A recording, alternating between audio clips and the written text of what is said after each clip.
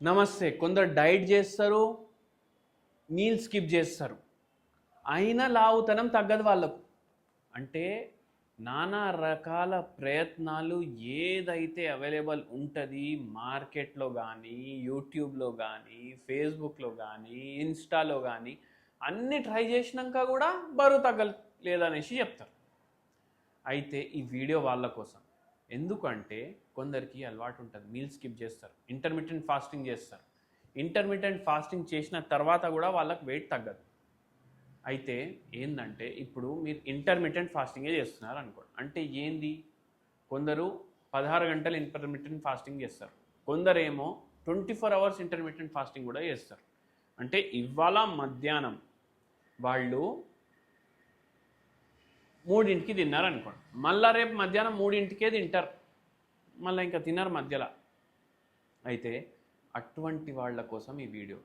అట్లా చేసినా బరువు తగ్గట్లేదంటే దానికి కారణాలు ఏముంటాయంటే ఐదర్ మీకు ఏదైనా అండర్లైయింగ్ రోగం ఉంది, థైరాయిడ్ లాంటి ప్రాబ్లం, లేదంటే ఏమైనా ఎండోక్రైనల్ డిసార్డర్, లేదంటే వేరే హార్మోన్స్ ఏమైనా ప్రాబ్లం అయ్యి మళ్ళీ దాని తర్వాత నిద్ర ప్రాబ్లం, పీసీఓడి లాంటి ప్రాబ్లం, ఇటువంటి ప్రాబ్లమ్స్ ఉంటే కూడా ఒక్కొక్కసారి తగ్గదు. ఈ ప్రాబ్లం కూడా లేదనుకో, దాని అర్థం ఏంటి?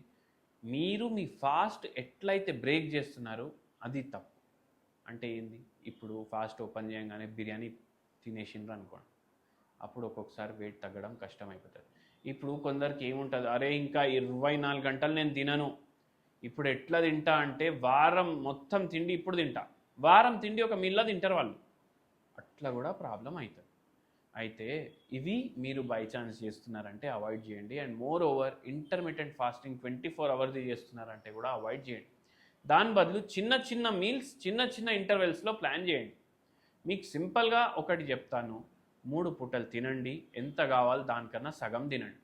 అదే వెయిట్ లాస్కి మీకు హెల్ప్ చేసేస్తుంది. మళ్ళీ అదే కాకుండా మీరు డైలీ ఒక హాఫ్ అన్ అవర్ వాకింగ్ చేయండి.